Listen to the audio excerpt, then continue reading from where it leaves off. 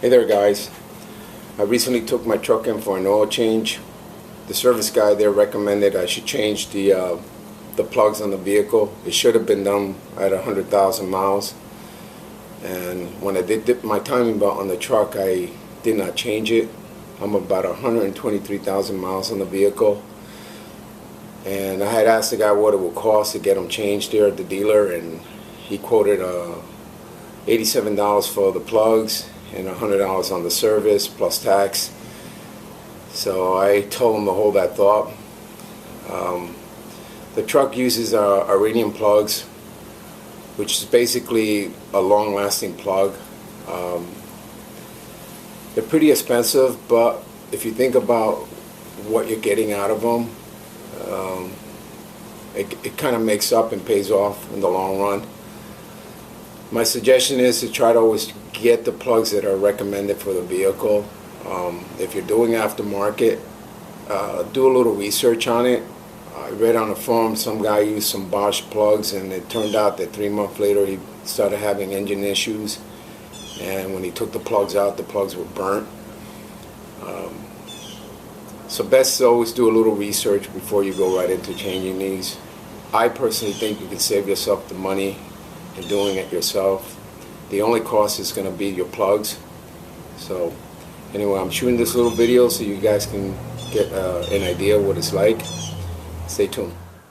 Okay, so these are my plugs. They're Toyota recommended. You don't have to get those. You can get something else. But just remember, make sure you research on your aftermarket plugs, that they are going to be the ones that are going to work. I have a 5/8 magnetic spark plug removal. You are going to need it.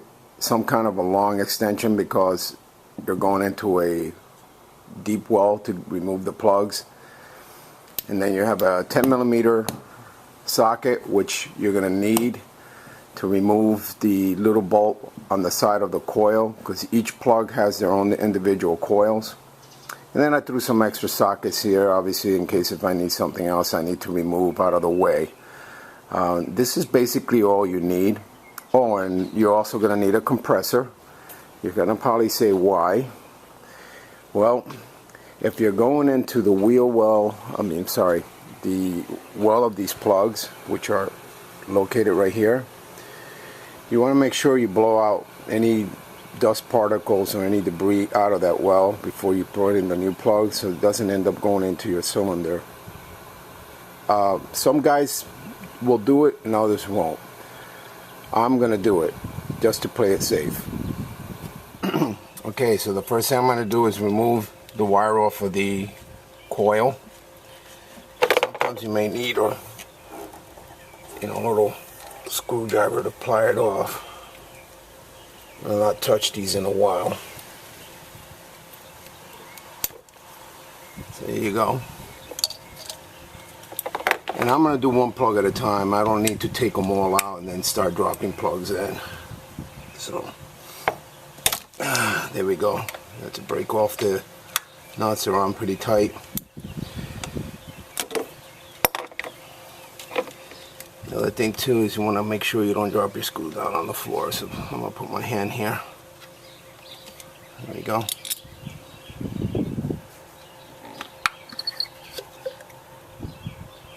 Here's your boot. That's what it looks like with the coil. Alright. And I can see the plug from here. So what I'm going to do is I'm going to bring the camera down so you can take a look down at the wheel. I mean the well. I don't know if you can see that in there. It's a little sunny here, but anyway, that's what I need to get to down there. I just looked at my compressor and the damn bolt on the regulator stripped out, so I gotta change that out, but I'm using a vice grip to tighten it up. This is just so I can blow the dust out of the spark plug well. Little details. Alright, so I'm going to blow out whatever's in there.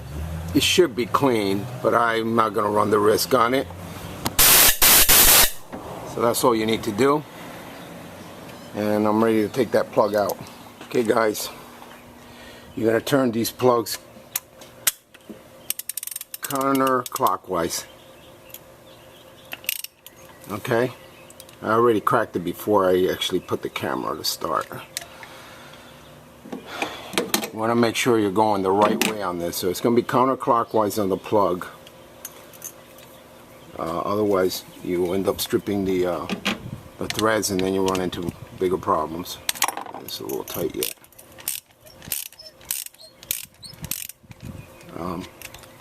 And it's always best to have a good spark plug removal. This one here is magnetic.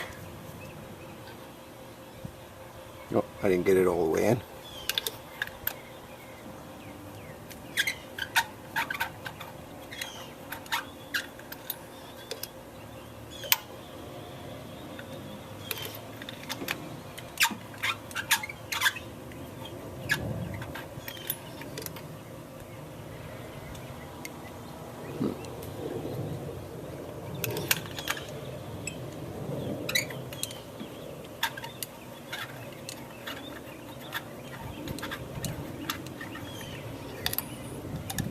There we go. Took a little longer. I didn't realize there's a long thread on it, but it's what the plug looks like. And like I said, this whole socket is magnetic. I mean, look, it just grabs everywhere, but it works well. Now, most people will ask, all right, so what is the gaps for the spark plugs? These are already pre-gapped from the factory-wise, so I'm not gonna mess with the gaps on it. Even though you should really check in case, but I'll tell you that the majority of the times I've changed plugs that are pre-gapped and they protect it with this little cardboard sleeve. Usually it's pretty much on target. So this is what a new plug will look like in comparison to an old plug that has been used. This one already has 100,000 miles, so I'm just basically going to go ahead and drop a new one in there. And then I'm going to change them all out. I'm not going to bore you guys with the details of how to change each individual plugs, because basically what I show you on the first step of it is going to be throughout the whole thing. Unless I find something that has to be removed, then I will go ahead and videotape that again. Okay, so just like I said, it's magnetic. I will show you the first plug that I'm going to put in. And I'm just going to go in gently until I find myself in the opening, and I'm going to thread gently just to make sure that plug catches. You don't want to cross thread your plug.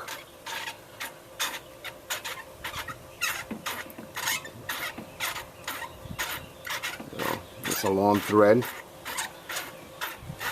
so I'm going to do it all by hand until it singes down. So right now I can't get any more.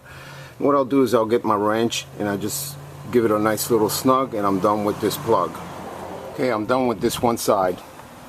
This last plug, I had a little problem getting that little wires off the coil. It's important, guys, that you do not pull from the wires. You need to nudge that whole plug using the plug itself. If you pull on the wire, you run the risk of yanking a wire out of the slot, and then you open a can of worms. So we're done with all the 4 plugs here. I'm going to go on the other side. Okay, we're on the opposite side, and this is your number 1 plug. It is right next to the relay fuse box. You're going to have to use some kind of a swivel on your socket in order to get here. Otherwise, you got to remove this whole thing out. I didn't want to do that, so just be very careful when you break the seal on the plug.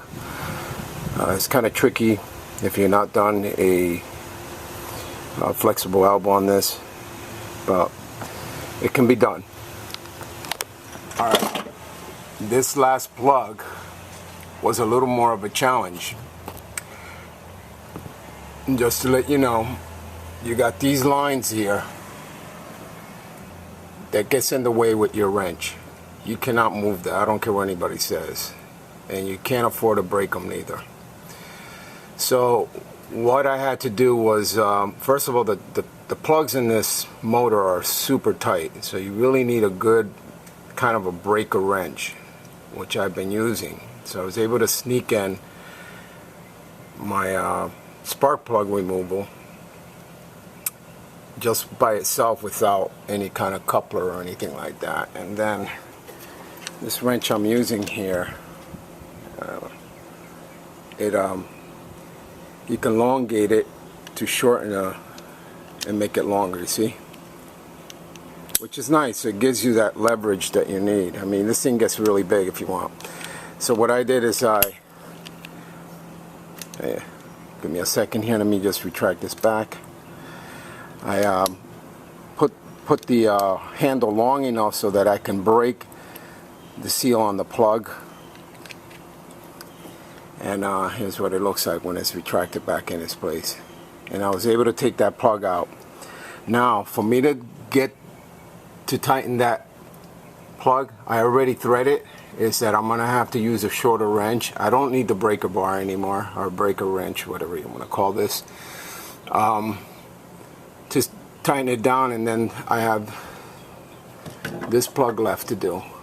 I chose to do the last one because I kept looking at it as I was doing the first two ones in the front, and I said, man, that's going to be a little challenge. But you know, with persistent, I was able to get it out and stuff. It's doable, guys. This is not like, you know, painting Picassos or anything like that. You just got to take your time, make sure you know, do it right, and you can save yourself a lot of money. Truly save yourself a lot of money. Oh, one more thing I didn't mention. When you take the boots out, do please inspect them at the end. Make sure they're not cracked or dry rotted from the heat. I've been using the compressors to blow the end part of the coupler. Yeah, I'm gonna come over here and show you what I'm talking about. This is what it looks like, what you're basically going to be taking out. This end part here, for some reason, it gets filled with sand and dust particles, so I've been using the blower, the compressor to blow it out. And then I just kind of look at the end of the boot to make sure it's all intact and it's good. I don't know what these things cost, but just by the weight of it and stuff, it tells me they're pretty expensive. But that's it. That was the only challenge I found myself with the truck, trying to get the plug out. And besides dealing with the Florida heat here, but we've been able to do it. Hey guys, I'm about to start my truck up.